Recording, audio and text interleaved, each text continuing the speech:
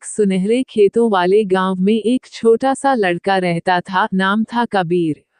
कबीर बहुत शरारती था, पर उसका दिल साफ था। उसकी दादी हर रात उसे रामायण की कहानियां सुनाती थीं। दादी कहती, प्रभु रामा ने हमेशा सत्य और धर्म का साथ दिया। कबीर की आंखें चमक उठती। छोटी सी प्रतिज्ञा। एक दिन स्कूल में कुछ बच्चे एक नए लड़के को परेशान कर रहे थे। कबीर डर गया, पर उसे दादी की बात याद आई। राम जी ने कभी अन्याय का साथ नहीं दिया। कबीर आगे बढ़ा और बोला, उसे तंग मत करो, ये गलत है। सब हंस पड़े, पर कबीर डटा रहा। इंद्रधनुष अदृश्य प्रेरणा। उस रात कबीर ने सपना देखा। आकाश में चमकता हुआ धनुष और मुस्कुराते हुए प्रभु रामा।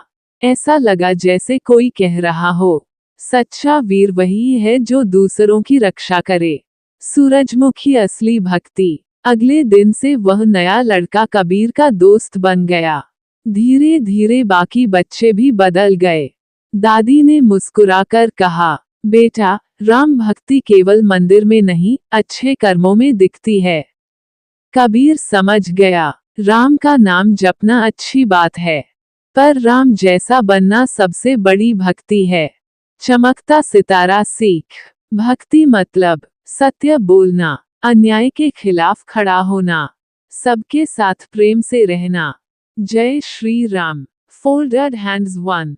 एक छोटे से गांव में, जहां सुबह की धूप सुनहरी चादर जैसी बिछती थी, एक नन्हा सा लड़का रहता था। नाम था माधव। माधव बहुत शांत स्वभाव का था। उसे हर शाम नदी किनारे बैठकर राम राम जपना बहुत अच्छा लगता था।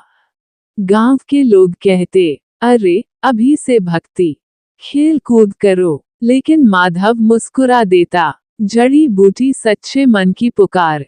गांव में एक साल भयंकर बाढ़ आ गई। नदी उफान पर थी। लोग डर गए।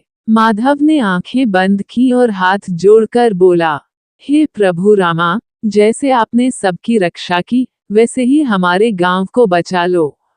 तेज हवा चली, बादल गरजे और अचानक बारिश थमने लगी। इंद्रधनुष विश्वास की परीक्षा। लेकिन असली चमत्कार अभी बाकी था। गांव के बीच एक बूढ़ी दादी फंसी हुई थी। पानी बढ़ रहा था। माधव डर गया, पर उसे याद आया कि भगवान राम ने हमेशा साहस और धर्म का साथ दिया। उसे याद आया कि प्रभु रामा ने अपने भक्तों की रक्षा के लिए हर कठिनाई का सामना किया था। माधव ने हिम्मत जुटाई, रस्सी ली और कुछ लोगों की मदद से दादी को सुरक्षित बाहर निकाल लिया।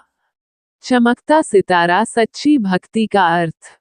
गांव वाले बोले, ये तो चमत्कार है। माधव मुस्कुराया, चमत्कार नहीं, विश्वास और साहस है। उसी रात माधव ने सपना देखा। नीले आकाश में धनुष लिए प्रभु राम मुस्कुरा रहे थे, जैसे कह रहे हों, भक्ति केवल जप में नहीं, कर्म में भी होती है। ओपन बुक सीख।